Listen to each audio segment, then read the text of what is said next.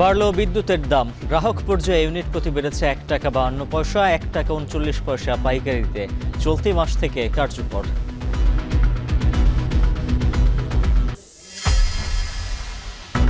সীমান্তে বিএসএফের গুলিতে আহত 2 বাংলাদেশি। কাঁটাতার দেয়ায় বিজিবির বাধা। মমতার বক্তব্যে চিন্তিত না সরকার, ষড়যন্ত্রে সতর্ক থাকতে বললেন মির্জা ফখরুল।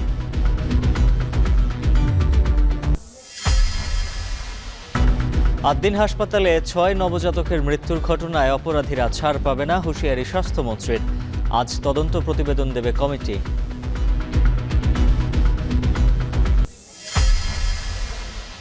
শিশু রামিসা ধর্ষণ হত্যা মামলার শুনানিতে দোষ স্বীকার প্রধান আসামি সোহেলের। নির্দোষ দাবি স্বপ্নার। কাল যুক্তিতর্ক শেষে রায়ের দিন ঘোষণা।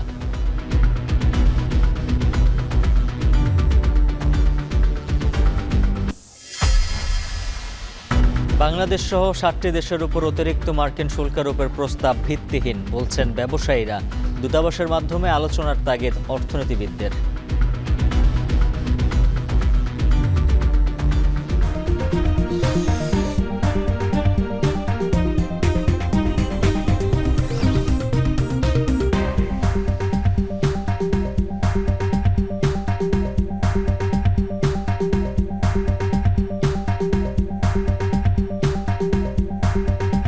স্বাগত। এখন বিকেলে পুরো আয়োজনের সঙ্গে আছে আমি উজ্জ্বল হাফিজ।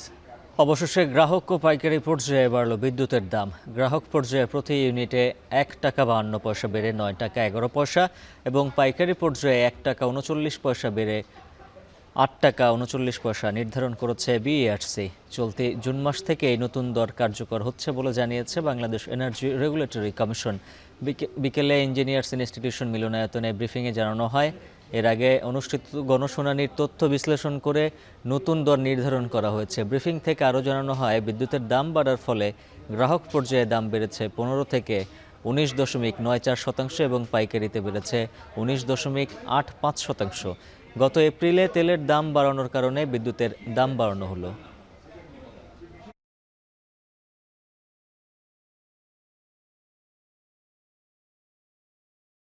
যেখানে বলা সরকার থেকে চাওয়া হয়েছিল 17% থেকে 21% মধ্যে, তাই না? মিনিমাম 17, যেটা 1 টাকা 21 পয়সা এবং 1 টাকা 50 পয়সা।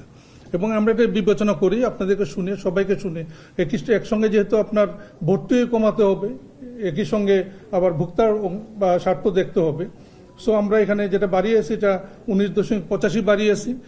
একই সঙ্গে যে আমরা যদি স্ল্যাব দেখি, আমরা যেখানে লাইফ লাইন সেখানে বাড়িয়েছি আমরা সবচেয়ে কম 15% বাড়িয়েছি। এ বিষয়ে আরও বিস্তারিত জানাতে Agargaon Bangladesh energy regulatory commission থেকে যুক্ত আছেন সহকর্মী সাজিদ আরাফাত। সাজিদ, জানাবেন বিদ্যুতের দাম কোন স্ল্যাবে কতটুকু বাড়লো আর গ্রাহক পর্যায়ে কোন বিতরণ সংস্থা কতটুকু বাড়াচ্ছে?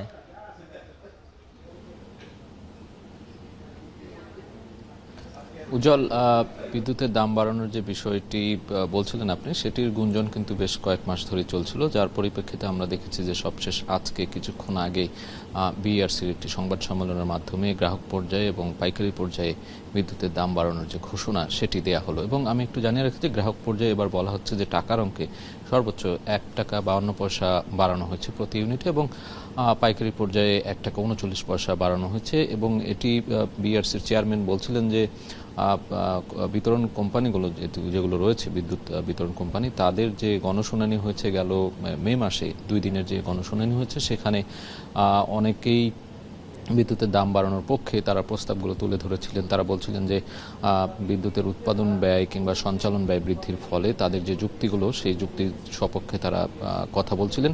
এবং তারই পরিপ্রেক্ষিতে বিচার বিশ্লেষণ করে আজকে এই কিছুক্ষণ আগে এই নতুন দর ঘোষণা করা হলো। এবং এটি প্রশ্ন ছিল যে তারা কোনো ধরনের চাপে পড়ে বা এত তাড়াহুড়ো করে এর আগে কখনো বিদ্যুতের দাম বাড়ানো হয়েছে কিনা, সেটি তিনি নাকচ করে দিয়েছেন এবং বলেছেন যে বিদ্যুতের যে উৎপাদন খরচ কিংবা সঞ্চালন ব্যয়ের যে পক্ষে যেই যুক্তিগুলো এসেছিল, সেই সবগুলো বিচার বিশ্লেষণ করেই তারা এই দাম নির্ধারণ করেছে। এবং গণশুনানির যে 6টি যে সঞ্চালন কোম্পানি যারা ছিল, তাদের পরিপ্রেক্ষিতেই কিন্তু এই দাম নির্ধারণ করা হয়েছে। এবং একটু জানিয়ে রাখি যে শতাংশের হিসেবে কিন্তু বলা হচ্ছে যে সঞ্চালন যে চার্জ সেটিও কিন্তু বাড়ানো হয়েছে। সেটি আমি একটু জানিয়ে রাখতে চাই যে 23.96% বাড়ানো হয়েছে।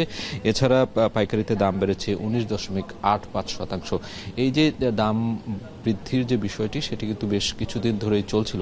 অবশেষে সেই দাম বাড়ানোর ঘোষণা কিন্তু আজকে এলো এবং নতুন দর অনুযায়ী আমরা দেখছি যে প্রতি ইউনিট যেখানে আগে 7 টাকা ছিল পাইকারিতে, সেটি বেড়ে এখন হয়েছে 8 টাকা 39 পয়সা এবং গণশুনানির যে বিশ্লেষণ সেটি শেষে বলা হচ্ছে যে গ্রাহক পর্যায়ে 1 টাকা 52 পয়সা বাড়িয়ে 10 টাকা 63 পয়সা করা হয়েছে এবং এর ফলে জনজীবনে কিংবা যে শিল্প প্রতিষ্ঠানে প্রভাব পড়বে কিনা সেটির বিষয়েও কিন্তু এখানে আলোকপাত হয়েছে। কিন্তু যেটি বলা হচ্ছে যে বিদ্যুতের যে সঞ্চালন লাইনের ব্যয় কিংবা অন্যান্য যে কার্যক্রম সেটি নির্বিঘ্ন রাখতেই এই সরকারের পক্ষ থেকে সিদ্ধান্ত নেওয়া হয়েছে এবং সেটি বিইআরসি আজকে জানিয়ে দিল যে বিদ্যুতের দাম বৃদ্ধির যে বিষয়গুলো সেগুলো। এর আগেও কিন্তু আমরা দেখেছি যে গণশুনানি যখন হয়েছে তখন কিন্তু 6টি যে কোম্পানি রয়েছে তাদের পক্ষ থেকে পিডিবি, বিপিডিসি সহ অন্যান্য যে কোম্পানিগুলো রয়েছে তাদের পক্ষ থেকে দাম বাড়ানোর শতাংশের হিসাবগুলো কিন্তু দেয়া হচ্ছিল।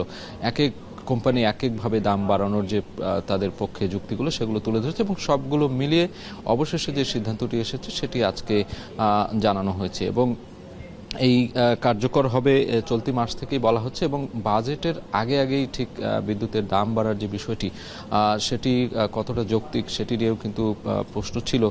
তবে সরকারের পক্ষ থেকে বলা হচ্ছে যে বিদ্যুতের যে সার্বিক যে পরিচালন ব্যয় সামলানোর যে বিষয়টি আছে সেই জন্যই কিন্তু আসলে এই দাম বৃদ্ধির যে বিষয়গুলো সেগুলো সিদ্ধান্ত নিয়েছে বিইআরসি এবং সেটি ঘোষণা দিয়েছে এবং যে 6টি সঞ্চালন কোম্পানি রয়েছে তারা তাদের নিজ নিজ যে বিষয়গুলো তুলে ধরেছিল সেগুলোর বিচার বিশ্লেষণ শেষে কিন্তু এটি নতুন দাম সমন্বয় করা হয়েছে। এই ছিল আসলে আমার কাছ থেকে থাকা সবশেষ খবর বিইআরসির ভবন থেকে। রমনা ইঞ্জিনিয়ারিং ইনস্টিটিউশন থেকে বিদ্যুতের দাম বাড়ার বিষয়ে সবশেষ তথ্য জানাচ্ছিলেন সহকর্মী সাজিদ আরাফাত।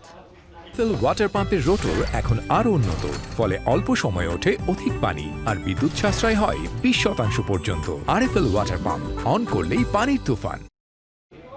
আবারও অস্থিতিশীল দেশের সীমান্ত এলাকা জয়পুরহাটের 5 সীমান্তে বিএসএফের কাঁটাতার নির্মাণকে কেন্দ্র করে উত্তেজনা ছড়িয়েছে বিজিবি বিএসএফের মাঝে। পুশিনের ঘটনাকে কেন্দ্র করে অস্থির যশোরের বেনাপোল সীমান্ত। এছাড়া সাতক্ষীরা সীমান্তে বিএসএফের গুলিতে আহত হয়েছেন 2 বাংলাদেশি। বিস্তারিত থাকছে প্রতিবেদনে। বুধবার সকালে জয়পুরহাটের 5 সীমান্তে আন্তর্জাতিক আইন লঙ্ঘন করে কাঁটাতারে বেড়া দেওয়া শুরু করে ভারতীয় সীমান্তরক্ষী বাহিনী বিএসএফ। তাদের দেখতে পেয়ে বাধা দেয় বিজিবি সদস্যরা। স্থানীয়রা জানায় ঘোনাপাড়া সীমান্তে 281 নম্বর পিলারের কাছে অন্তত 50 মিটার এলাকায় কাঁটাতারে বেড়া দেয় বিএসএফ। এ নিয়ে বিজিবি ও বিএসএফ এর মধ্যে বিরাজ করে উত্তেজনা। হঠাৎ আলু বন্ধ করে দিছে, তা আমরা এখন করছি কারে আলু বন্ধ করলে কার, তো এরই মধ্যে দেখছি আর তার কাটাতে ঘিরিয়েছে। বর্ডার ধারে বাড়ি সবসময় তো আতঙ্কের ভিতরে থাকা লাগে। আন্তর্জাতিক সীমান্ত আইন অনুযায়ী সীমান্তের শূন্য রেখা থেকে 150 গজ বাইরে কাঁটাতারের বেড়া নির্মাণের কথা। তবে আইন লঙ্ঘন করে 2025 সালের 28 ও 29 ডিসেম্বর এবং চলতি বছরের 21 জানুয়ারি একই এলাকায় আবারও বেড়া নির্মাণের চেষ্টা করে বিএসএফ। তবে ওই 3 দিনই বেড়া নির্মাণে বাধা দেয় বিজিবি। এদিকে গত কয়েকদিন ধরেই যশোরের সাদিপুর সীমান্ত দিয়ে প্রায় শতাধিক মানুষকে পুশিনের চেষ্টা করে বিএসএফ। যদিও বিজিবির অব্যাহত বাধায় তাদের সরিয়ে নেয় বিএসএফ। এদিকে দুপুরে যশোরের শার্শায় সাদিপুর সীমান্ত পরিদর্শনে আসেন এনসিপির মুখ্য সমন্বয়ক নাসিরউদ্দিন পাটোয়ারি। এ সময় সীমান্ত হত্যা নিয়ে স্বরাষ্ট্রমন্ত্রীর দেওয়া বক্তব্য মিথ্যা বলে দাবি করেন তিনি। পাশাপাশি সীমান্তে হত্যার দায়ে ভারতের বিরুদ্ধে আন্তর্জাতিক আদালতে মামলা করতে সরকারের প্রতি আহ্বান জানান এনসিপির এই নেতা। স্বরাষ্ট্রমন্ত্রী বলেছিলেন যে বাংলাদেশের এখানে নাকি অনেকে অবৈধ ব্যবসার সাথে জড়িত, এই জন্য হলো তাদেরকে হত্যা করলে কিলিং হবে না। আমরা বলবো স্বরাষ্ট্রমন্ত্রী যে বক্তব্যটা দিয়েছেন এই বক্তব্যটা হলো সর্বমিথ্যা একটা বক্তব্য। অন্যদিকে সাতক্ষীরা সীমান্তে মঙ্গলবার মধ্যরাতে বিএসএফ এর গুলিতে 2 বাংলাদেশি আহত হয়েছেন। তাদের সাতক্ষীরা মেডিকেল কলেজ হাসপাতালে ভর্তি করা হয়েছে। সাদ ইসলাম শামস, এখন।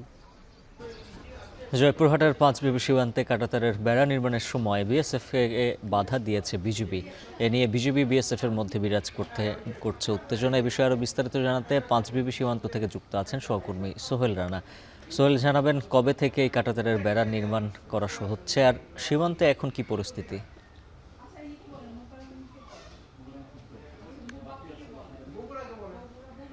উজ্জ্বল, আমরা যেটি দেখছি যে গত বছরের ডিসেম্বর থেকেই আসলে এই যে কাঁটাতারের বেড়া নির্মাণকে কেন্দ্র করে পাঁচবিবি উপজেলার এই সীমান্ত এলাকায় কিন্তু উত্তেজনা বিরাজ শুরু করে এবং থেমে থেমে বিএসএফ কৌশলে কিন্তু তাদের যে তার কাটার বেড়া সেটি কিন্তু অনেকটাই এগিয়ে নিয়েছে। আমরা যেটি দেখেছি যে প্রায় 50 গজের মতো আসলে জায়গা তারা কিন্তু কাঁটাতারের বেড়া দিয়েছে, যেটি আন্তর্জাতিক আইনের বাইরে কিন্তু তারা সেটি করেছে, গায়ের জোরেই আর কি বলা চলে এক প্রকার। এটি নিয়ে কিন্তু গত 2-3 দিন ধরেও কিন্তু সীমান্তে বেশ উত্তেজনা চলছে এবং সেটি নিয়ে আজ বেশ সকাল থেকে উত্তেজনা ছিল। এখন পরিস্থিতি সীমান্তে অনেকটাই শান্ত রয়েছে এবং আমরা যেটি লক্ষ্য করেছি যে বিজিবির যে পোস্ট গুলো আছে সীমান্ত এলাকায়, সেখানে বিজিবির যে সদস্য সংখ্যা সেটি বাড়ানো হয়েছে এবং বিএসএফ এর সদস্য সংখ্যা সেটিও কিন্তু বাড়ানো হয়েছে, যাতে করে কোনো ধরনের অপ্রীতিকর ঘটনা ঘটলে সেটি তারা মোকাবেলা করতে পারে, সেজন্য কিন্তু তারা প্রস্তুত রয়েছে। আমি বিজিবির যে জয়পুরহাট ব্যাটালিয়নের লেফটেন্যান্ট কর্নেল লতিফুল বাড়ি রয়েছেন অধিনায়ক, তার সাথে কথা বলছিলাম। তিনি যেটি বলছিলেন যে আসলে বিএসএফ তার কাটা বেড়া দিতে চেয়েছিলেন, তারা তাদের পক্ষ থেকে বাধা দিয়েছেন, প্রতিহত করেছেন এবং পতাকা বৈঠকের মাধ্যমে আসলে বিকেলে কোম্পানি কমান্ডার পর্যায়ে একটা বৈঠক হবার কথা রয়েছে। সেই বৈঠকের মাধ্যমে আসলে সিদ্ধান্ত আসবে, তারা আন্তর্জাতিক আইন মেনে 150 গজের ভিতরে না বাহিরে তাদেরকে তার কাটা বেড়া দিতে হবে, সেটি আসলে সিদ্ধান্ত আসার সম্ভাবনা রয়েছে, সেটি তিনি জানিয়েছেন। তবে স্থানীয়রা যেটি অভিযোগ করছেন যে বারবার বিজিবি এবং বিএসএফ এর যে পতাকা বৈঠক হয়, সেখানে পতাকা বৈঠক হবার পর নামমাত্র কয়েকদিন তারা কিন্তু আসলে শান্ত রাখে সীমান্তটি, তারপরে কিন্তু কৌশলে বিএসএফ রাতের আধারে সীমান্তের আলো নিভিয়ে তারা কিন্তু তার কাটা বেড়া দেন এবং এরপরে কিন্তু উত্তেজনার সৃষ্টি হয়, সেটি কিন্তু এখনো চলছে। তো এই ছিল উজ্জ্বল আমার কাছে এই পাঁচবিবি সীমান্তের উত্তেজনা নিয়ে সবশেষ পরিস্থিতি। সীমান্ত পরিস্থিতির খবর জানাচ্ছিলেন সহকর্মী সোহেল রানা। তৃণমূল নেত্রী মমতা বন্দ্যোপাধ্যায়ের গতকাল ধর্মতলায় অবস্থান কর্মসূচিতে বাংলাদেশ নিয়ে যে বক্তব্য দিয়েছেন তা নিয়ে সরকারের মাথা ব্যথা নেই বলে জানিয়েছেন পররাষ্ট্র প্রতিমন্ত্রী। সকালে পররাষ্ট্র মন্ত্রণালয়ের ব্রিফিংয়ে জাতিসংঘের সাধারণ পরিষদের সভাপতি নির্বাচিত হওয়া সরকারের পররাষ্ট্রনীতির সাফল্য বলে দাবি করেন পররাষ্ট্র প্রতিমন্ত্রী। সব দেশ থেকে প্রধানমন্ত্রীর সফরের জন্য আমন্ত্রণ এলেও কোন দেশে সফরে যাবেন তা এখনও চূড়ান্ত হয়নি বলেও জানান তিনি। পররাষ্ট্রমন্ত্রী ডক্টর খলিলুর রহমানকে যদি ওনার ডেডিকেটেডলি ওনার এই কাজটি করতে হয়, তাহলে ওনাকে সময়টা দিতেই হবে ওখানে, বাট দ্যাট ডাজন্ট মিন যে উনি পররাষ্ট্রমন্ত্রী থাকতে পারবেন না। সো ওখানে এটা মাননীয় প্রধানমন্ত্রীর সিদ্ধান্ত এবং ওইটা আমি মনে করি ওনাদের দুজনের সিদ্ধান্তে এটা হবে। একটি মহল দেশে অস্থিতিশীলতা তৈরির চেষ্টা করছে বলে অভিযোগ করেছেন স্থানীয় সরকার, পল্লী উন্নয়ন ও সমবায় মন্ত্রী মির্জা ফখরুল ইসলাম আলমগীর। এ সময় তিনি সকলকে এ ব্যাপারে সতর্ক ও সজাগ থাকার আহ্বান জানান। দুপুরে ঠাকুরগাঁওয়ে রুহিয়া উপজেলা বাস্তবায়ন করায় গণসংবর্ধনা অনুষ্ঠানে প্রধান অতিথির বক্তব্যে একথা বলেন তিনি। মির্জা ফখরুল আরও বলেন, নতুন করে যখন তারেক রহমানের সরকার দেশ গড়ার কাজ শুরু করেছে, তখন অস্থিতিশীলতা সৃষ্টির পায়তারা করছে একটি মহল। তিনি বলেন, সরকার যে প্রতিশ্রুতিগুলো দিয়েছিল সেগুলো বাস্তবায়নের চেষ্টা করা হচ্ছে। ফ্যামিলি কার্ড, কৃষক কার্ড, খাল খনন কর্মসূচি সহ সব প্রতিশ্রুতি পূরণের জন্য সরকার কাজ শুরু করেছে। একটা মহল চেষ্টা করছে দেশে অস্থিতিশীলতা সৃষ্টি করবার জন্য। আপনাদের কাছে আমাদের আবেদন, যে অস্থিতিশীলতা সৃষ্টি না করতে পারে তার জন্য আপনাদেরকে সতর্ক থাকা, সজাগ থাকা।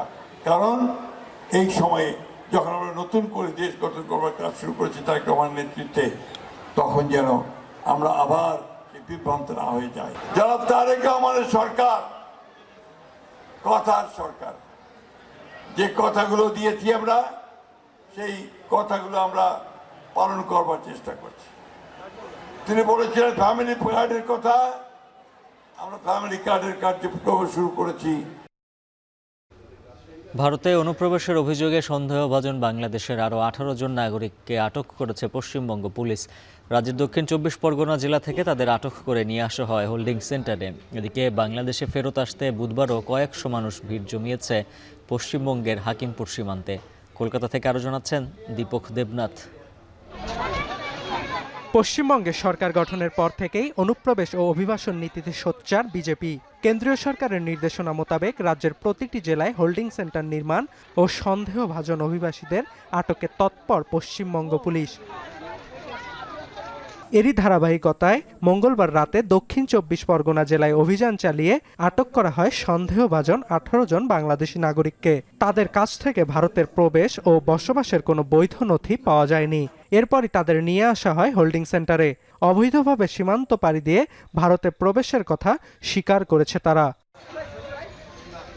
এদিকে বাংলাদেশে ফিরতে বুধবারও পশ্চিমবঙ্গের হাকিমপুর সীমান্তে জমায়েত হয়েছেন নারী ও শিশুসহ 300-র বেশি মানুষ। এই সংখ্যাটি কয়েকদিনের তুলনায় অনেক বেশি। চরম উদ্বেগের মধ্যে দিন কাটছে তাদের। পাসপোর্টে এসছেন না লুকিয়ে আসা? লুকিয়ে আসা। কতদিন আগে এসছেন? আমি 2 বছর। কোথায় থাকতেন? এই বাটায়। নিজেরাই এসেছিলেন না দালালের মাধ্যমে? আমাকে তাড়িয়ে দিচ্ছেন, বাংলাদেশিকে রাখবে না। সন্দেহভাজনদের পরিচয় যাচাই বাছাইয়ের পর তাদেরকে বাংলাদেশে ফেরত পাঠানোর ব্যবস্থা করবে ভারত সরকার। এখন কলকাতা।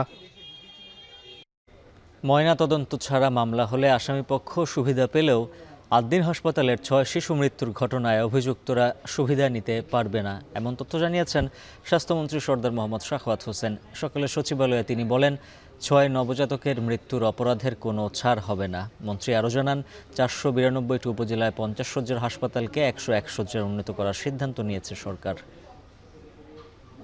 যদি পোস্টমর্টেম না হয়, there is a chance of taking in opportunity while argument will be going on. But এক্ষেত্রে দেখেন, it's a very highly sensitive issue. জাজ থেকে শুরু করে সবাই জানে, যদিও আবেগতাড়িত হয়ে জাজ সাহেবরা রায় দেবেন না, but it is the reality যে 6টা বেবি সম্পূর্ণ অবহেলার কারণে মারা গিয়েছে। এবং রাজুকও যে রিপোর্ট দিচ্ছে সেটাতে টোটালি আনঅথরাইজড ইন্টারনাল স্ট্রাকচার। সবকিছু বিবেচনায় আমার মনে হয় না এই মামলায় তারা কোনো বেনিফিট পাবে বা এই অপরাধে তারা কোনো ছাড় পাবে, আমার মনে হয় না।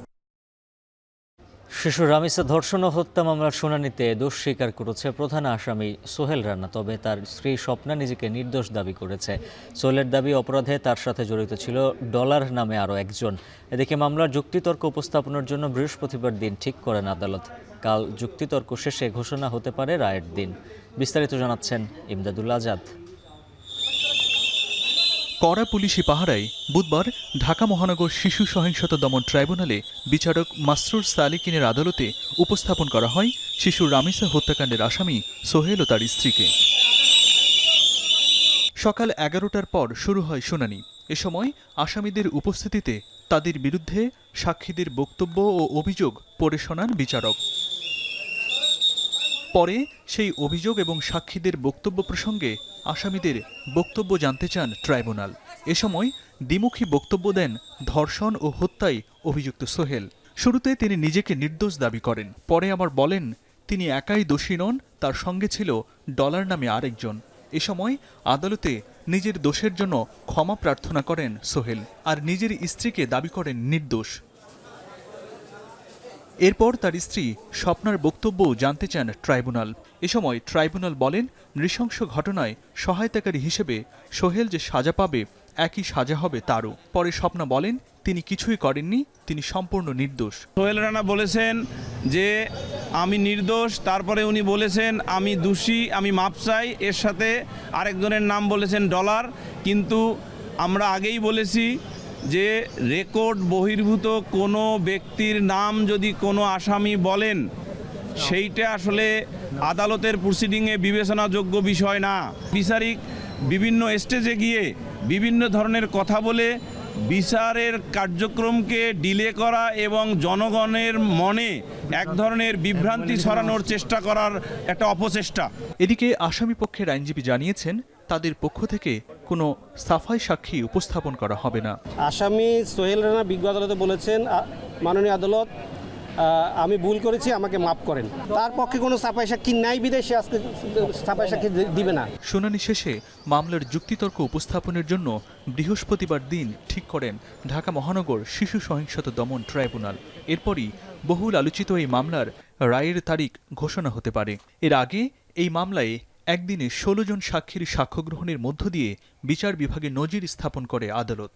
এই মামলাই হতে পারে দেশের বিচার বিভাগের ইতিহাসে সবচেয়ে দ্রুততম মামলার রায়। ইমদাদুল আজাদ, এখন, ঢাকা। বাংলাদেশ, ভারত, পাকিস্তান সহ 7টি দেশের ওপর 10 থেকে 12.5% অতিরিক্ত শুল্ক আরোপে যুক্তরাষ্ট্রের প্রস্তাব ভিত্তিহীন ও অযৌক্তিক, এমন মন্তব্য করেছেন দেশের নিট পোশাক খাতের শীর্ষ সংগঠন বিকেএমইএ। প্রস্তাবটি পর্যালোচনার টেবিলে থাকতেই ওয়াশিংটনে বাংলাদেশ দূতাবাসের মাধ্যমে মার্কিন নীতি নির্ধারকদের সাথে দ্রুত আলোচনার তাগিদ দিয়েছেন অর্থনীতিবিদরা। মেহরিন আনির প্রতিবেদনে বিস্তারিত। জোরপূর্বক শ্রমের অজুহাতে বাংলাদেশ সহ 7টি দেশের পণ্যের উপর অতিরিক্ত 10 থেকে 12.5% শুল্ক আরোপের প্রস্তাব দিয়েছে যুক্তরাষ্ট্র বাণিজ্য প্রতিনিধি কার্যালয় ইউএসটিআর। যুক্তরাষ্ট্রের দাবি, জোরপূর্বক শ্রমে উৎপাদিত পণ্যে মার্কিন বাণিজ্যকে বাধাগ্রস্ত করছে। যুক্তরাষ্ট্রের বাণিজ্য আইনের ধারা 301-এর অধীনে গত 12 মার্চ শুরু হওয়া একটি তদন্তের পর মঙ্গলবার নতুন শুল্ক প্রস্তাবটি ঘোষণা করা হয়। একটি পাবলিক শুনানির মাধ্যমে প্রায় 60 ব্যক্তির সাক্ষ্য এবং 500 মতামতের ভিত্তিতে এই সিদ্ধান্ত নেওয়া হয়। নতুন এই প্রস্তাবে কানাডা, ইকুয়েডর, ইউরোপীয় union, Indonesia, Mexico, Pakistan, Argentina, Bangladesh, Cambodia, El Salvador, Guatemala, Indonesia, Malaysia, Taiwan এবং ব্রিটেন থেকে আমদানির উপর 10% শুল্ক আরোপের সিদ্ধান্ত নিয়েছে। এছাড়া তদন্তাধীন অবশিষ্ট 45টি দেশের উপর তারা 12.5% অতিরিক্ত শুল্ক আরোপ করবে। তবে বাংলাদেশের উপর জোরপূর্বক শ্রমের অভিযোগকে ভিত্তিহীন ও অযৌক্তিক বলে মন্তব্য করেছেন দেশের নিট পোশাক খাতের শীর্ষ সংগঠন বিকেএমইএর সভাপতি মোহাম্মদ হাতেম। আমেরিকার এই সিদ্ধান্তে রপ্তানি প্রতিযোগিতা সক্ষমতা বড় ঝুঁকিতে পড়বে বলে শঙ্কা প্রকাশ করেন তিনি। ট্রাম্প যখন তার আগে ইম্পোজ করা ট্যারিফটা যখন তার উচ্চ আদালত যখন বাতিল করে দিল, এরপরে নানা অজুহাত খুঁজতেছিল, এটা একটা অজুহাত দাঁড় করিয়ে এটা ইম্পোজ করার চেষ্টা করতেছে। তবে আমার বিশ্বাস যে বাংলাদেশের উপরে এই অভিযোগ তারা প্রমাণ করতে পারবে না, এবং সরকার যদি ব্যবস্থা নেয়, ইভেন আমাদের নতুন করে জাতিসংঘের সাধারণ পরিষদের সভাপতি নির্বাচিত হয়েছেন, কনগ্রেচুলেশন ওনাকে। উনি যদি আমাদের পররাষ্ট্রমন্ত্রী, তিনি যদি এই ব্যাপারে উদ্যোগ নেন, আমার বিশ্বাস যে বাংলাদেশের উপর এটা থাকবে না। যুক্তরাষ্ট্রের এই ধরনের প্রস্তাব ভূ রাজনৈতিক ও বাণিজ্যিক চাপ সৃষ্টির কৌশল বলে মনে করেন অর্থনীতিবিদরা। কালক্ষেপণ না করে অবিলম্বে ওয়াশিংটনে বাংলাদেশ দূতাবাসের মাধ্যমে মার্কিন নীতি নির্ধারকদের সাথে দ্রুত আলোচনার তাগিদ দিয়েছেন এই অর্থনীতিবিদ। বাংলাদেশের শ্রম মন্ত্রণালয় মার্কিন যুক্তরাষ্ট্রের শ্রম দপ্তরের সঙ্গে সরাসরি যোগাযোগ করবে এবং এটি ছাড়া বাংলাদেশের পররাষ্ট্র মন্ত্রণালয় সরাসরি এখানে কাজ করবে। এখানে আসলে বাণিজ্য মন্ত্রণালয়ের সরাসরি কিছু করার নেই, যেহেতু ইউরোপিয়ান ইউনিয়নের উপরে তারা আসলে প্রস্তাব করেছে, তো তাদের সঙ্গে কিন্তু আমরা কালেক্টিভলি যেতে পারি। মানে এক হলো যে আমরা বাইল্যাটারালি তাদের সাথে নেগোশিয়েট করবো, অন্যদিকে এই মাল্টিল্যাটারালি বা আমাদের যারা পার্টনার রয়েছে তাদের সঙ্গে কিন্তু আমরা একই সঙ্গে হয়তো মার্কিন যুক্তরাষ্ট্রের সঙ্গে যে দর কষাকষি আলাপ আলোচনা সেটা করতে পারি। প্রস্তাবটি এখনও পর্যালোচনার অপেক্ষায় রয়েছে এবং আগামী 6 মাসের মধ্যে কোনো দেশের জন্য শর্ত সাপেক্ষ ছাড় থাকবে কিনা তা পরিষ্কার হবে। তাই বাংলাদেশের রপ্তানি খাতের স্থিতিশীলতা বজায় রাখতে এখনই পূর্ব প্রস্তুতি নেওয়া জরুরি বলে মনে করছেন সংশ্লিষ্টরা। মেহরিন আনি, এখন, ঢাকা। প্রধানমন্ত্রী তারেক রহমানের সঙ্গে সাক্ষাৎ করেছেন জাপানের শীর্ষস্থানীয় বাণিজ্য বিনিয়োগকারী প্রতিষ্ঠান মিত্সুই অ্যান্ড কোং-এর একটি প্রতিনিধি দল। সকালে সচিবালয়ে মন্ত্রিপরিষদ বিভাগে প্রধানমন্ত্রীর কার্যালয়ে এই সাক্ষাৎ অনুষ্ঠিত হয়। বৈঠকে বাংলাদেশ সরকারের পক্ষ থেকে প্রতিনিধি দলকে সংবর্ধনা জানানো হয়। বর্তমানে সরকার বিনিয়োগ বান্ধব নীতি অনুসরণ করেছে এবং বিদেশি বিনিয়োগ আকর্ষণ ও সম্প্রসারণে সব ধরনের সহযোগিতা নিশ্চিত করবে। প্রধানমন্ত্রীর উপপ্রেস সচিব মোস্তফা জুলফিকার হাসান জানান, বৈঠকে খাদ্য, কৃষি, জ্বালানি ও আইসিটি সহ বিভিন্ন খাতে বিনিয়োগের সম্ভাবনা ও ব্যবসা সম্প্রসারণের বিষয়ে বিস্তারিত আলোচনা হয়েছে।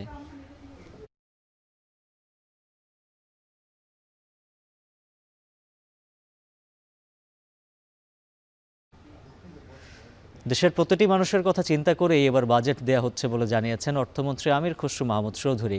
বুধবার সচিবালয়ে প্রধানমন্ত্রীর সাথে বৈঠক শেষে একথা বলেন অর্থমন্ত্রী। তিনি আরও বলেন, ঋণ নির্ভরতা কমিয়ে বিনিয়োগ নির্ভরতা বাড়াতে হবে, সেই সাথে বাজেটের সুফল প্রতিটি নাগরিকের কাছে পৌঁছাতে কাজ করছে সরকার।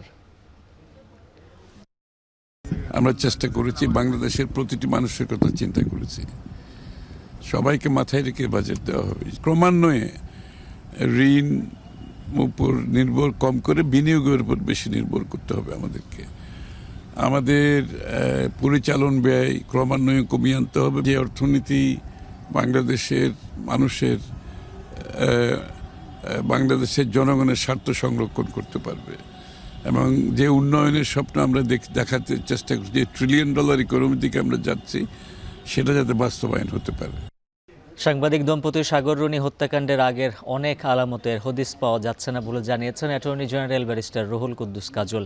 বুধবার অ্যাটর্নি জেনারেল কার্যালয়ে দেখা করতে আসেন সাংবাদিক দম্পতি সাগর রুনির একমাত্র সন্তান মেঘ। এ সময় হত্যাকাণ্ডের তদন্তের অগ্রগতির বিষয়ে অ্যাটর্নি জেনারেল বলেন, সে সময়কার অনেক আলামতের হদিস পাওয়া যাচ্ছে না। এছাড়া এই আলোচিত হত্যাকাণ্ডের তদন্তের ধারাবাহিকতা না থাকায় নতুন করে তদন্ত টিমের বেগ পেতে হচ্ছে।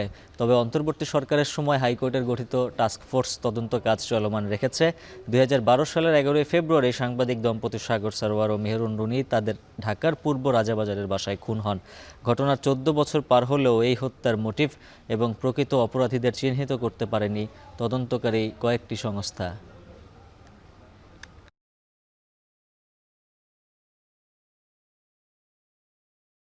যখন এই ঘটনা সংঘটিত হয় তখন তো ধরেন আওয়ামী লীগ ক্ষমতায় ছিল এবং তখন পুলিশ প্রশাসন বলেন, তদন্তকারী সংস্থা বলেন, রাজনৈতিক প্রশাসন বলেন, মন্ত্রী বলেন, সম্পূর্ণ তারা একটা রাজনৈতিক দলভুক্ত ছিলেন। ওই সময় প্রধানমন্ত্রী থেকে শুরু করে যারা দায়িত্বে ছিলেন, পুলিশ কর্মকর্তা যারা দায়িত্বে ছিলেন, কিংবা ঘটনার অব্যবহিত পরে যে সমস্ত পুলিশ কর্মকর্তা গেছেন, লোকাল পুলিশ স্টেশন, ডিবি, তারা এগুলো অবহিত ছিলেন। মিরপুর 11 নম্বরে 75 বছর বয়সী নূরজাহান বেগমের মৃত্যুর ঘটনা তদন্ত চেয়ে হাইকোর্টে রিট দায়ের হয়েছে। সন্তানদের অবহেলা সহ তার সঙ্গে মানবাধিকার লঙ্ঘন হয়েছে কিনা তা জানতে চাওয়া হয়েছে রিটে। আগামী রোববার রিটটি শুনানির জন্য উপস্থাপন করার কথা জানিয়েছেন আইনজীবীরা। আরও জানাচ্ছেন জাহিদ হাসান। প্রবীণ নাগরিকদের সুরক্ষায় 2013 সালে একটি নীতিমালা করে সরকার। এছাড়া পিতামাতার ভরণ পোষণ আইন 2013 প্রণয়ন করা হয়। এই আইন অনুযায়ী বাবা মাকে খাবার, বস্ত্র, চিকিৎসা, বাসস্থান ও প্রয়োজনীয় সঙ্গ দিতে সন্তান বাধ্য। পিতামাতা একসঙ্গে না থাকলে সন্তানের আয়ের 10% প্রদানে বাধ্য থাকবে। আইন অমান্য করলে 1 লাখ টাকা জরিমানা, অনাদায়ে 3 মাসের কারাদণ্ডের শাস্তি রাখা হয়েছে। যদিও দেশের সামাজিক প্রেক্ষাপটে সব পারিবারিক সুরক্ষা আইনের তেমন বাস্তবায়ন দেখা যায় না। বিভিন্ন কারণে পিতামাতাদের নিঃসঙ্গতা বাড়ছে, দূরত্ব বাড়ছে সন্তানের সঙ্গেও। বাবা মায়ের খোঁজ রাখেন না অনেকেই। এরকম একটি ঘটনা গেল 30 মে ঘটেছে মিরপুরের 11 নম্বরের বাসিন্দা নূরজাহান বেগমের সঙ্গে। সন্তানেরা উচ্চশিক্ষিত, আর্থিকভাবে প্রতিষ্ঠিত হলেও একাকী বাসায় নিঃসঙ্গ জীবন কাটাতে হয়েছে মা নূরজাহানের। এমন অনাদর অবহেলায় বাসার মধ্যে কখন মারা গেছেন জানে না কেউ। দুর্গন্ধ পেয়ে খবর দিলে গলিত মরদেহ উদ্ধার করে পুলিশ। এই ঘটনা তদন্ত চেয়ে বুধবার হাইকোর্টে একটি রিট দায়ের করেন এক আইনজীবী। রিটে মৃত নূরজাহানের সঙ্গে কি ঘটেছিল তা জানতে চাওয়া হয়েছে।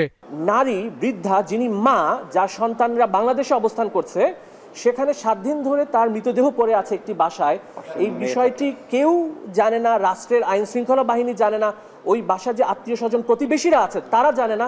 এটি সন্দেহজনক এবং এই বিষয়টি সঠিক তদন্তের জন্যই আমরা বিচারিক তদন্ত চেয়েছি।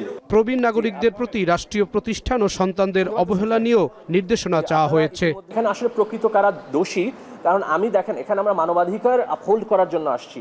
আমি একজন দায়িত্বশীল ব্যক্তির নাম এভাবে সঠিক জানি। যদি তদন্তে আসে, অবশ্যই তদন্তে যে যারা এর সাথে দোষী তাদের বিরুদ্ধে আইনানুগ ব্যবস্থা নেওয়া হবে, এই মর্মে আমরা আদালতকে প্রার্থনা করেছি। সরকারের হিসাবে দেশে বর্তমানে প্রায় 1.5 কোটি প্রবীণ নাগরিক রয়েছেন, যাদের বয়স 70-এর বেশি। জাহিদ হাসান, এখন, ঢাকা। একই ফ্লোরে চিকিৎসা দেয়া হচ্ছে ডেঙ্গু ও হামের রোগীদের। এতে সংক্রমণ ঝুঁকি ও হাসপাতালের প্রস্তুতি নিয়ে প্রশ্ন তুলেছেন রোগী ও স্বজনরা। যদিও হাসপাতাল কর্তৃপক্ষ বলছে রোগীর অতিরিক্ত চাপ সামাল দিতেই বাধ্য হয়ে এমন ব্যবস্থা নেওয়া হয়েছে। বর্তমানে মুগদা হাসপাতালে হাম ও হামের উপসর্গ নিয়ে ভর্তি আছেন 76 জন রোগী, আর ডেঙ্গু আক্রান্ত হয়ে চিকিৎসাধীন রয়েছেন আরও 16 জন। শাহরিয়ার জামান পুলকের প্রতিবেদনে বিস্তারিত।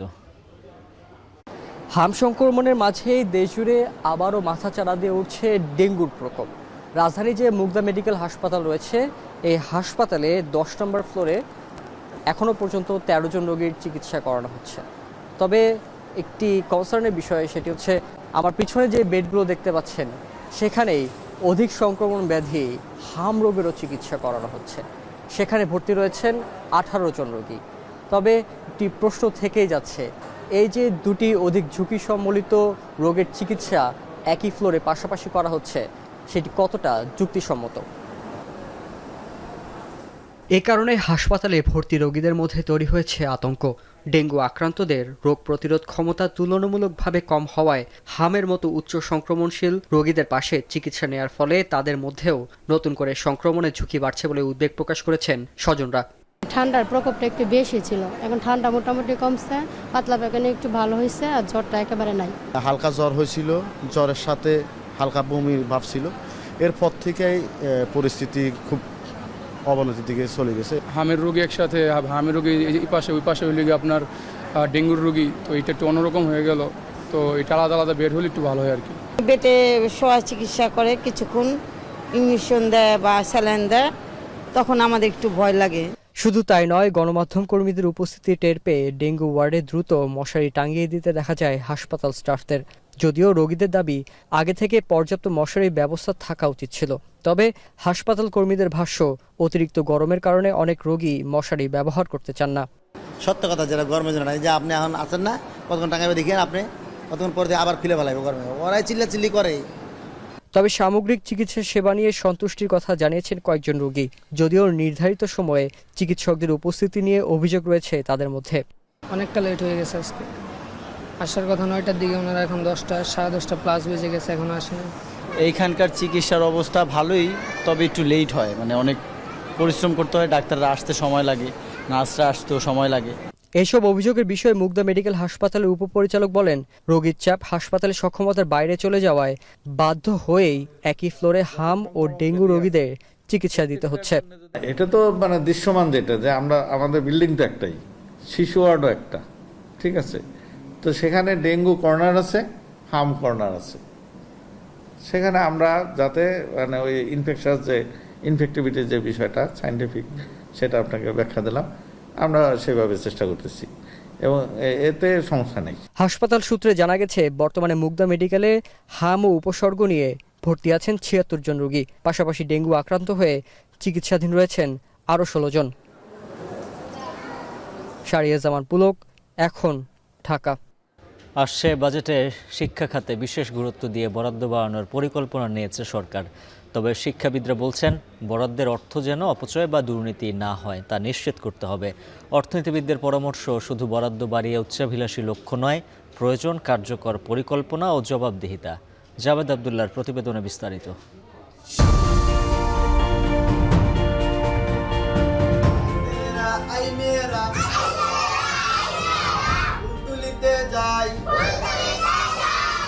টেকসই উন্নয়ন, দক্ষ মানব সম্পদ তৈরি করে অর্থনৈতিক অগ্রগতির ভিত্তি মজবুত করতে এবার শিক্ষা খাতে বাজেটের আকার বাড়ানো হচ্ছে। দরিদ্র জনগোষ্ঠীকে পড়াশোনায় ধরে রাখতে গুরুত্ব দেওয়া হচ্ছে উপবৃত্তি, প্রাথমিক শিক্ষার্থীদের পুষ্টির ঘাটতি পূরণে মিড ডে মিল ও বিনামূল্যে বই বিতরণের মতো সামাজিক কল্যাণমূলক কর্মসূচিকে। প্রস্তাবিত প্রাক্কলন অনুযায়ী শিক্ষা খাতে বড় পরিসরে বরাদ্দ বাড়ানো হচ্ছে। মাধ্যমিক ও উচ্চশিক্ষা বিভাগের জন্য চলতি বাজেট 50,302 কোটি টাকায় দাঁড়াচ্ছে। অন্যদিকে প্রাথমিক ও গণশিক্ষা মন্ত্রণালয়ের বরাদ্দ 42,145 কোটি টাকা। এক্ষেত্রে বরাদ্দ বৃদ্ধির হার প্রায় 19%। সব মিলিয়ে 2026-27 অর্থ বছরে বরাদ্দ ধরা হয়েছে 92,447 কোটি টাকা, যা চলতি অর্থ বছরের চেয়ে 9,480 কোটি টাকা বেশি। যে কাজ করলে বাংলাদেশের মানুষের স্বার্থ রক্ষা হবে, ইনশাল্লাহ আমরা অবশ্যই সে কাজ করব। কেবল বাজেটে বরাদ্দ বাড়ানো নয়, বাস্তবে এর প্রতিফলন দেখতে চায় শিক্ষার্থীরা। ফলের খাবারের মানের একটা ব্যাপার আছে, খাবার অতটা আসলে ভালো না, নিম্নমানের হয়। সেক্ষেত্রে দেখা যাচ্ছে যদি ভর্তুকির ব্যবস্থা করা যায় বাজেটের একটা অংশ থেকে, তাহলে আমাদের খাবারের ব্যবস্থাটা আরও ভালো হবে। হ্যাঁ, বাড়লে অবকাঠামোগত উন্নয়ন হবে এবং স্টুডেন্টের পড়াশোনার মান ভালো হবে। এখানে বেতন ভাতা, শিক্ষাবিদরা বলছেন, বরাদ্দ বাড়ালেই কাঙ্ক্ষিত ফল আসবে না। বাস্তবায়ন ও শক্তিশালী তদারকি নিশ্চিত করাই হবে বড় চ্যালেঞ্জ। বিনামূল্যে বই বিতরণের যে বিশাল কর্মযজ্ঞ রাষ্ট্র নিজের কাঁধে নিয়েছে, এটাও অন্য দেশে সাধারণত এত বড় দায়িত্ব অর্থনৈতিকভাবে উন্নত রাষ্ট্র এই দায়িত্বটা নেয় না। সবার শিখন শেখানোর উপযোগী পরিবেশ, উপকরণ এবং আপনার ব্যবহারিক শিক্ষার জন্য যা যা পরিবেশগত আছে সেগুলার নিশ্চিত করতে হবে। টিচারদেরকে একটা এ বিষয়ে সিপিডির পরিচালক জানান, শুধু উচ্চাভিলাষী লক্ষ্য নয়, প্রয়োজন কার্যকর পরিকল্পনা ও জবাবদিহিতা। অবকাঠামো খাতের বিনিয়োগটি এখনো একটা গুরুত্বপূর্ণ দিক, যেখানে শিক্ষার্থীরা যাতে মানসম্পন্ন শিক্ষা প্রতিষ্ঠানে কাজ করতে পারে। শুধুমাত্র বেতনটা দেওয়া না, শুধুমাত্র স্কুলের অবকাঠামো না, সেটার জন্য আরও অন্যান্য ধরনের কারিগরি প্রযুক্তিগত কোন জায়গাতে কী ধরনের বিনিয়োগ করে এই বন্টনটিকে আরও বেশি সুষম করা যায় সেটি দেখা। 2016-17 থেকে 2025-26 অর্থ বছর, এক দশকে জাতীয় বাজেটে শিক্ষা খাতে বরাদ্দ 14% থেকে কমে 12% নেমেছে। জিডিপির অংশ হিসেবেও ব্যয় কমে দাঁড়িয়েছে প্রায় 1.53%, যা আগে ছিল প্রায় 2.49%। এরই মধ্যে নতুন পরিকল্পনায় শিক্ষা খাতে জিডিপির 5% বরাদ্দের লক্ষ্য নির্ধারণ করেছে সরকার। জাবেদ আব্দুল্লাহ, এখন, ঢাকা। ভারতের রাজধানী নয়াদিল্লিতে একটি হোটেলে ভয়াবহ অগ্নিকাণ্ডে অন্তত 21 জনের মৃত্যু হয়েছে। দগ্ধ আরও বেশ কয়েকজন। আগুন লাগার প্রকৃত কারণ জানা না হলেও দমকল বাহিনীর সংখ্যা প্রাণ হারানোর বেশিরভাগই বিদেশি নাগরিক। এরই মধ্যে ট্র্যাজেডির ঘটনায় শোক জানিয়ে নিহত প্রতিটি পরিবারকে 2 লাখ রুপি করে আর্থিক সহায়তার ঘোষণা দিয়েছেন প্রধানমন্ত্রী নরেন্দ্র মোদী। বিস্তারিত প্রতিবেদনে। ঘড়ির কাঁটায় স্থানীয় সময় সকাল 8টা। অন্যান্য সাধারণ দিনের মতোই দিল্লির মালভিয়া নগর এলাকার 5তলা হোটেলের বেসমেন্টে অবস্থিত একটি রেস্তোরাঁয় হুট করেই আগুন ধরে যায়। প্রাথমিক ধারণা, বৈদ্যুতিক চুলো জ্বালানোর সময় আগুনের সূত্রপাত হয়। পরে তা দ্রুতই ছড়িয়ে পড়ে ভবনে। লেলিহান শিখার মধ্যে কোনো রকমে বেরিয়ে আসেন রেস্তোরাঁর শেফ। ততক্ষণে আগুন ছড়িয়ে পড়ে পাশের মিসাকা ইন হোটেলেও। এরপর আগুন লাগার খবর পেয়ে ঘটনাস্থলে পৌঁছায় দমকল বাহিনীর 10টি ইউনিট। প্রায় 1 ঘন্টার চেষ্টায় আগুন নিয়ন্ত্রণে আনেন তারা, কিন্তু ততক্ষণে সব শেষ। ক্ষতিগ্রস্ত ভবনটি থেকে একের পর এক মরদেহ বের করতে থাকেন দমকল কর্মীরা। এছাড়াও গুরুতর দগ্ধ বেশ কয়েকজনকে উদ্ধার করে হাসপাতালে পাঠানো হয়। নিহতদের পরিচয় জানা না গেলেও শঙ্কা করা হচ্ছে প্রাণ হারানোদের বেশিরভাগই বিদেশি নাগরিক এবং চিকিৎসার উদ্দেশ্যে তারা ভারতে আসেন। হোটেল সূত্রের বরাতে এনডিটিভি জানায়, আগুন লাগার সময় ভবনটিতে 40 জন অতিথি ছিল। আর দমকল বাহিনী বলছে, অগ্নিকাণ্ডের সময় বেশিরভাগ অতিথি ঘুমিয়েছিলেন। এদিকে আগুন লাগার পর ফ্লোরিশ এস্টে হোটেলের অব্যবস্থাপনা নিয়ে বেরিয়ে আসছে চাঞ্চল্যকর তথ্য। মাত্র 6টি কক্ষে অতিথি রাখার অনুমতি থাকলেও তা তোয়াক্কা না করে 25টি কক্ষে অতিথিদের থাকার ব্যবস্থা করেছিল হোটেল কর্তৃপক্ষ। এমনকি হোটেলের বেসমেন্টেও অতিথিদের থাকার কক্ষ ছিল না কোনো ফায়ার এক্সিট পয়েন্ট। অন্যদিকে ট্র্যাজেডির ঘটনায় শোক জানিয়েছেন ভারতের প্রধানমন্ত্রী নরেন্দ্র মোদী। নিহতদের প্রত্যেকের পরিবারকে 2 লাখ ও আহতদের 50,000 ভারতীয় রুপি দেওয়ার ঘোষণাও দেন তিনি। অর্ণব প্রসাদ, এখন, বিশ্ব। বিসিবির চলমান নির্বাচন বাতিল চেয়ে করা রিট খারিজ করেছেন হাইকোর্ট। উচ্চ আদালতের এই আদেশের ফলে বিসিবির 7 জুনের নির্বাচন হতে কোনো আইনি বাধা নেই বলে জানিয়েছেন বিসিবির আইনজীবী। বিসিবির সাবেক 6 জন কাউন্সিলর এই রিট দায়ের করেন। বুধবার বিচারপতি বিশ্বদেব চক্রবর্তী ও বিচারপতি আসিফ হাসানের হাইকোর্ট বেঞ্চ শুনানি করে রিটটি উত্থাপিত হয়নি মর্মে খারিজ করে দেন। পরে বিসিবির আইনজীবী জানান, পূর্ব ঘোষিত তফসিল অনুযায়ী নির্বাচন অনুষ্ঠিত হবে। এ পর্যন্ত বিসিবির বোর্ড সংক্রান্ত 4টি রিট খারিজ করে দিয়েছে হাইকোর্ট। বিসিবির আইনজীবী বলেন, একের পর এক রিট করে আইসিসির কাছে ক্রিকেটের ভাবমূর্তি নষ্ট করার চেষ্টা করা হচ্ছে। এরই মধ্যে বিসিবির সার্বিক পরিস্থিতি জানতে দুবাই থেকে আইসিসির 2 জন প্রতিনিধি ঢাকায় অবস্থান করছেন। তাদেরকেও ক্রিকেট বোর্ডের সার্বিক পরিস্থিতি অবহিত করা হয়েছে।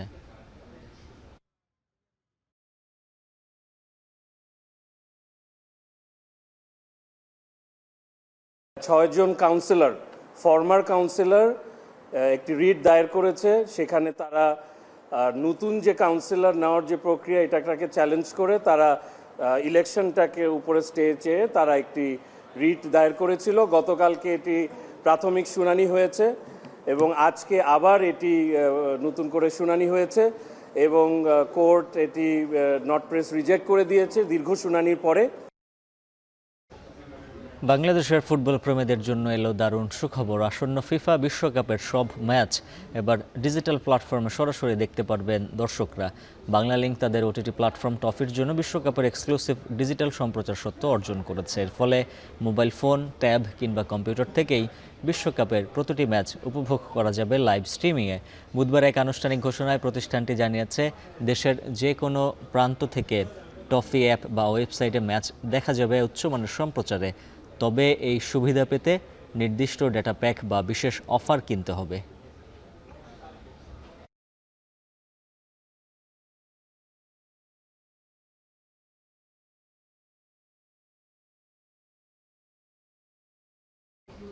আর এই ছিল এখন বিকেলের আয়োজনে। এখন টেলিভিশন ওয়েবসাইটে দেখতে ভিজিট করুন www.ekon.tv। এখন টেলিভিশন ফেসবুকে দেখতে ভিজিট করুন facebook.com/tv.ekon। এখন টেলিভিশন ইউটিউবে দেখুন youtube.com/c/ekontv।